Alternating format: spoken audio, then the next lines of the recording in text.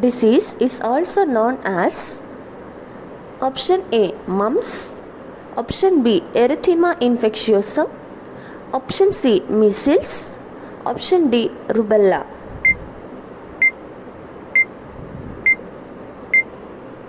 The answer is option B. Erythema infectiosum. Erythema infectiosum or fifth disease or slapped cheek syndrome is one of the several possible manifestations of infection by parvovirus B19. Fifth disease typically presents a rash and is more common in children.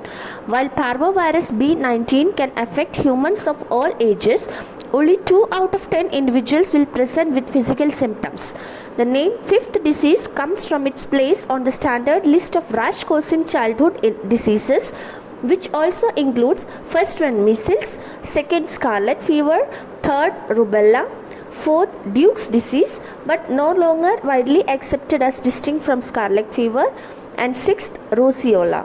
Fifth disease is transmitted primarily by respiratory secretions but can also be spread by contact with infected blood. The incubation period is usually between 4 and 21 days. Suitable position for rectal examination is option A. Prone position, option B. Sims position, option C. Dorsal recumbent position, option D. lithotomy position.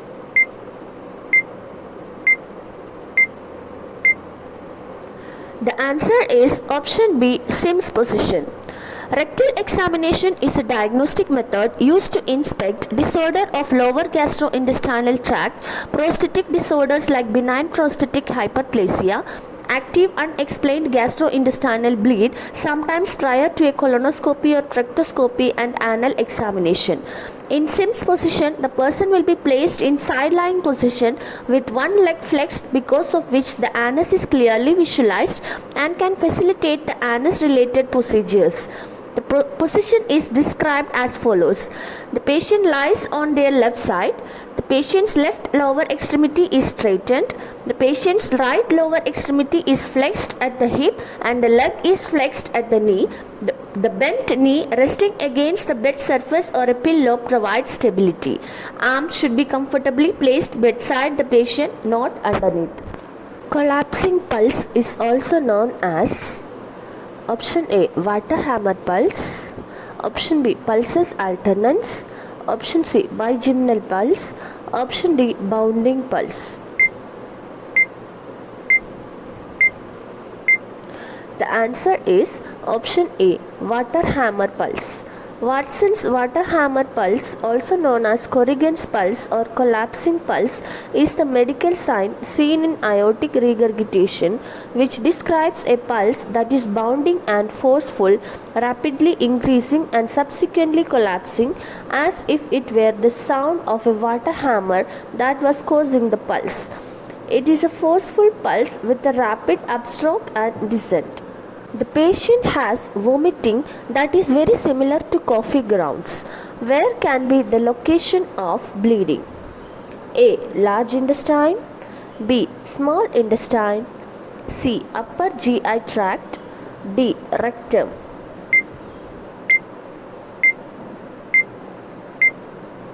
The answer is option C. Upper GI tract. The presence of vomiting that resembles coffee grounds suggests that the bleeding is occurring in the upper GI tract. This can be due to the breakdown of blood vessels in the stomach, which gives it a coffee ground-like appearance. Bleeding in the large intestine, small intestine, or rectum would not produce this specific symptom. Coffee ground vomitus is a vomit that looks like coffee ground due to the presence of old blood. Possible causes include gastric ulcers, esophageal varices, gastritis, and more. The amount of time the blood remains in the GI tract before appearing in the vomit will determine its color and shade.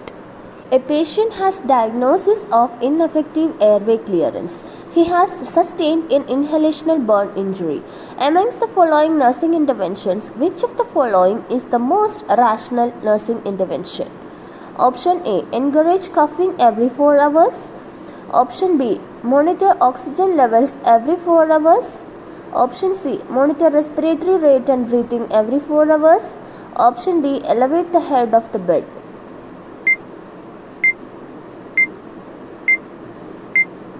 The answer is option D, elevate the head of the bed. Elevating the head of the bed is the most rational nursing intervention for a patient with diagnosis of ineffective airway clearance and an inhalational burn injury. This position helps to promote optimal lung expansion and ventilation, allowing for improved oxygenation and clearance of secretions. It can also help to reduce the risk of aspiration and further complications. Encouraging coughing, monitoring respiratory rate and breathing, and monitoring oxygen levels are important interventions as well, but elevating the head of the bed directly addresses the airway clearance issue. The patient has aphasia, decreased level of consciousness and weakness in the right side of the body. There is a history of heart disease, ischemic attacks and hyperlipidemia. Based on the medical history, what type of stroke could it be? A. Ischemic stroke. B. Hemorrhagic stroke. C. Subarachnoid hemorrhage. D. Intracerebral hemorrhage.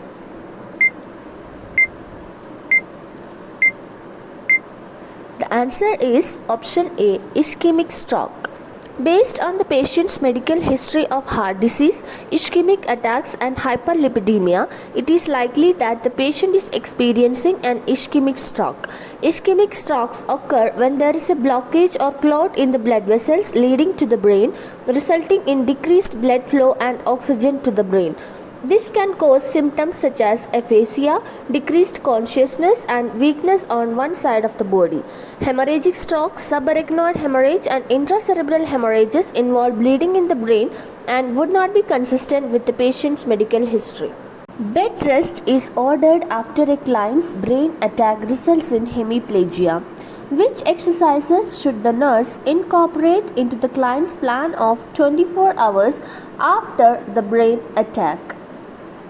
Option A, isotonic exercises that will capitalize on returning muscle function. B, active exercises on the extremities. C, lightweight lifting exercises of right side. D, passive range of motion exercises.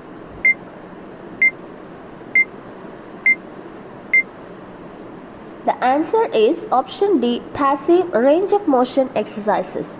After a brain attack or stroke that results in hemiplegia or paralysis on one side of the body, it's crucial to start mobilization and rehabilitation early on to optimize recovery and prevent complications such as muscle atrophy and joint contractures. However, the type of exercise recommended must be appropriate for the patient's condition and stage of recovery. Passive range of motion exercises is the most appropriate choice for a client 24 hours after a brain attack with resultant hemiplegia. Passive range of motion or ROM exercises involve moving the limbs through their full range of motion without the patient exerting any effort. The purpose is to maintain joint flexibility, improve circulation, prevent muscle atrophy, and reduce spasticity. Because the patient might not have adequate control or strength in the affected limbs shortly after the event, passive exercises performed by the caregiver or healthcare professional are crucial. What connects muscle to the bones? A. Tendons. B. Areolar tissue. C. Ligaments. D. Cartilage.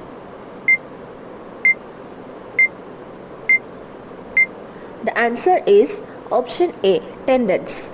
Tendons are made up of white fibrous tissue. They connect muscle to bone. Tendons possess a great strength but have limited flexibility. A tendon is a fibrous connective tissue that attaches muscle to bone. Tendons may also attach the muscles to structures such as the eyeball. A tendon serves to move the bone or structure. The tendon is a mechanical bridge. It allows the transmission of muscle strength to the bones and joints. The term gavage indicates what? Option A, administration of liquid feeding into the stomach. Option B, visual examination of the stomach. Option C, irrigation of the stomach with a solution. Option D, a surgical opening through the abdomen to the stomach.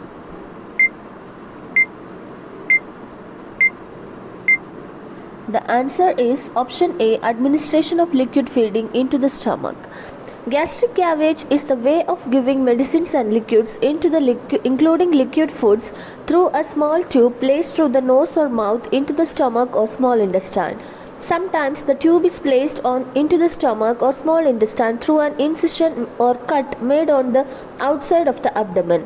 Indications of gastric gavage or enteral feeding includes comatose patients on mechanical ventilation or with a severe head injury, a neuromuscular disorder affecting swallowing reflex including Parkinson's disease, multiple sclerosis, cerebrovascular accident, etc., severe anorexia from chemotherapy, HIV, sepsis, etc., upper GI obstruction, esophageal stricture or tumor, conditions associated with increased metabolic and nutritional demands including sepsis, cystic fibrosis and burns, mental illness like dementia.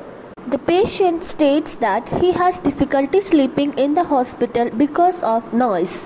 Which of the following would be an appropriate nursing action?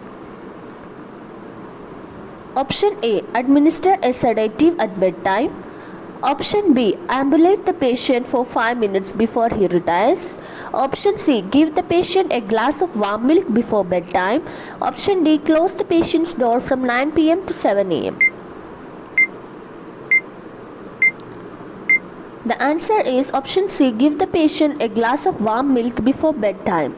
Warm milk has long been known as and used to promote sleep. The sleep promoting effect of milk has been attributed to its psychological association, that is, the memory of a mother giving milk at bedtime, and its rich store of sleep promoting constituents, example, tryptophan. A 55-year-old male patient admitted with memory impairment. His mini mental status score ranges from 10 to 18 points, which indicates he has what? A. Moderate cognitive impairment. B. Severe cognitive impairment. C. Mild cognitive impairment. D. Normal cognitive impairment.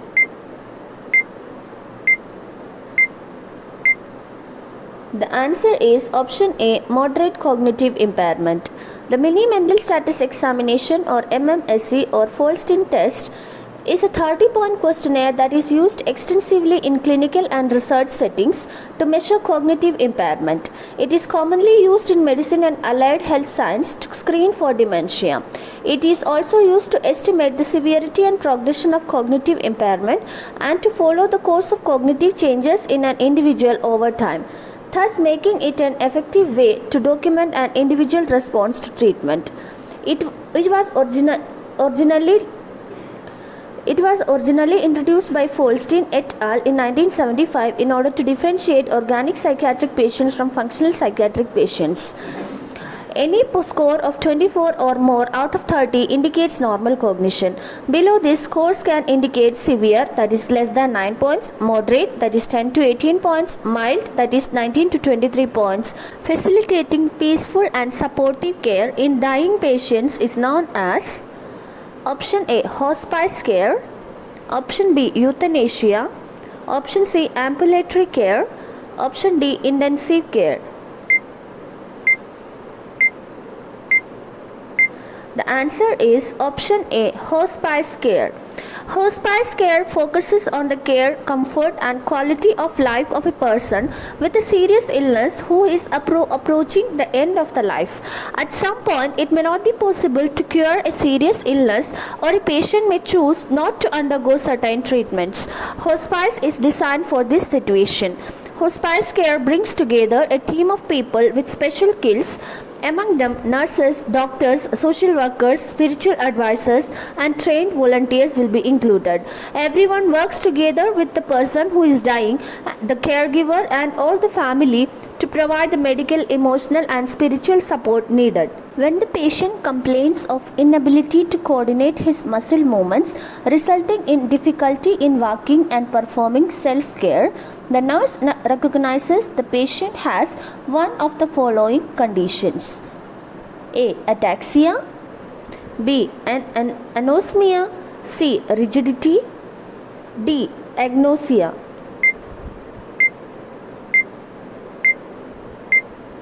The answer is option A. Ataxia. Ataxia describes poor muscle control that causes clumsy movements. It can affect walking and balance, hand coordination, speech and swallowing, and eye movements. Ataxia usually results from damage to the part of the brain called cerebellum or its connections. The cerebellum controls muscle coordination. Many conditions can cause ataxia, including genetic conditions, stroke, tumors, multiple sclerosis, degenerative diseases, and alcohol misuse. Certain medicines can also cause ataxia. A woman with 36 weeks of gestation informs the nurse there is a sudden gush of fluid from vagina. This indicates which of the following condition? A. Preterm labor. B. Premature rupture of membrane. C. Intrauterine death. D. Miscarriage.